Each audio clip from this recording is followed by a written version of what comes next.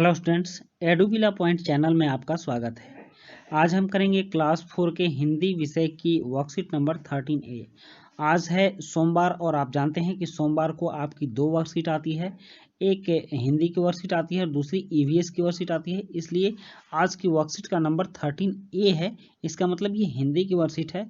और आज हम पढ़ने जा रहे हैं पाठ्य पुस्तक रिमझिम से पाठ मन के भोले भाले बादल। तो चलिए शुरू करते हैं। लेकिन शुरू करने से पहले बच्चों मैं आपको बता दूं कि आपने अगर चैनल को सब्सक्राइब नहीं किया है तो सबसे पहले चैनल को सब्सक्राइब कर लें और उसके बाद बेल आइकन का बटन भी दबा दें ताकि सारे वीडियो के नोटिफिकेशंस आप तक पहुंचते रहें और एक भी वीडियो आपसे मिस ना हो।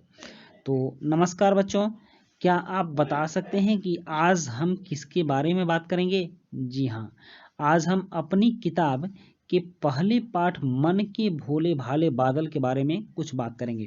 तो आप लोग अपनी अपनी किताब निकाल लें और उस किताब से पहली पाठ मन के भोले भाले बादल को निकाल कर देखें। तो आइए इस पाठ को बोलकर पढ़ते हैं और देखते हैं कि बादल क्या क्या शैतानी कर रहे हैं। तो हम इस पाठ को आप निकाल लीजिए और निकाल करके पहले आप उसको बोलकर पढ़ लीजिए। बहुत अच्छे ढंग से उस कविता को पढ़ के समझ लीजिए और तब इस पर चर्चा करते हैं। क्या आप जानते हैं कि बादल को मेघ, घन, जलधर, जलज आदि नामों से भी पुकारा जाता है? इन सभी शब्दों के अर्थ समान हैं। समान अर्थ वाले शब्द समानार्थी शब्द या पर्यायवाची शब्द कहलाते हैं। जब एक ही शब्द के, एक ही सामान के, एक ही वस्तु के अलग अलग नाम हो और उनको अलग अलग शब्द से पुकारा जाए या बहुत से ऐसे शब्द हों जिनका अर्थ एक जैसा होता है, समान अर्थ वाले होते हैं, तो उन सभी शब्दों को समानार्थी शब्द या पर्यायवाची, जिनका एक ही पर्याय हो, पर्याय मतलब अर्थ होता है, मतलब होता है, जिनका एक ही मतलब हो, उन शब्दों को पर्यायवाची शब्द कहते हैं।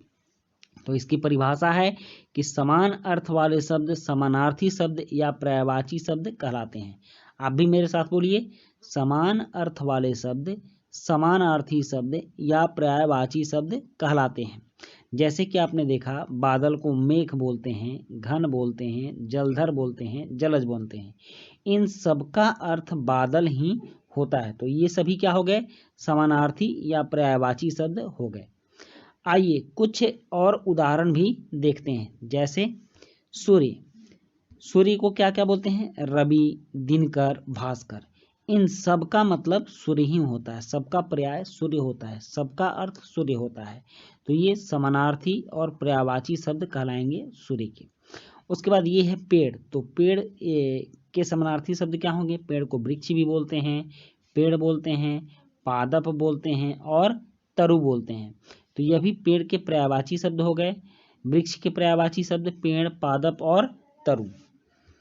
उसके बाद है जल, पानी। तो पानी का पर्यायवाची शब्द क्या होता है? जल, नीर और पय।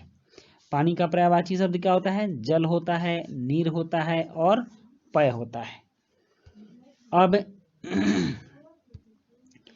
नीचे लिखे शब्द समूहों में उस शब्द पर गोला लगाइए जो उस समूह का समानार्थी या पर्यायवाची शब्द नहीं है। उदाहरण आग, अग्नि, अनल। तो यहाँ आग देखिए, इसका पर्यायवाची अग्नि है, अनल है, लेकिन रवि नहीं है। रवि मतलब सूर्य होता है। तो इस तरह से हम उस पर गोला लगाएंगे जो इसका पर्यायवाची शब्द नहीं होगा।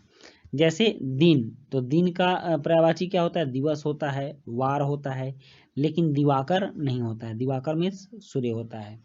जंगल, जंगल का पर्यायवाची वन होता है, अरण्य होता है, लेकिन उद्यान नहीं होता है। उद्यान मतलब बगीचा होता है। नेत्र, नेत्र का पर्यायवाची नयन होता है, लोचन होता है, लेकिन तन नेत्र का पर्यायवाची नहीं होता है, इसलिए हम तन पर गोला लगाएंगे। और हवा, हवा का पर्यायवाची समीर होता है, पवन होता है, लेकिन नीर नहीं होता है। नीर मतलब पानी होता है, इसलिए हम इस पर गोला लगाएंगे। अब है कि कविता में बादलों के अलग अलग रूपों की बात कही गई है। चलिए इनमें से किन्हीं दो रूपों के चित्र बनाने की कोशिश करते हैं। जैसे परियों जैसे पंख लगाए, तो परियों जैसे पंख का बादल का चित्र बनाते हैं, ऐसा हो सकता है। इस तरह का जब बादल होगा तो लगेगा परियों जैसे पंख लगाए। उसके बाद जोकर जैसे तोंद फुलाए, तो जोकर जैसे तोंद ऐसा बादल होगा, तो जोकर जैसा तोंद फुलाए। ठीक, तो इस तरह से आप चित्र बना सकते हो। अब अभिभावकों के लिए सुझाव है कि वृक्ष के समानार्थी शब्द दोहराते हुए बच्चों को घर में लगाए गए पेड़ पौधों में पानी देने के लिए प्रेरित करें। तो हम वृक्ष का समानार्थी शब्द क्या क्या देखे हैं, आप देख लीजिए, पेड़, पादप और तरु। तो इसको बताते हुए बच्चों को यह कोशिश करेंगे कि पेड़ पौधों में पानी दें और वो पेड़ पौधों से दोस्ती करें। तो बच्चों, ये थी आपकी आज की वर्कशीट, जिसमें हम लोगों ने पर्यायवाची या समानार्थी शब्द को जाना। इसी तरह से आपकी सारी वर्कशीट हमारे चैनल पर अवेलेबल रहेगी, हमारे साथ बने रहिए। मिलते हैं नेक्स्ट वीडियो में। Thank you.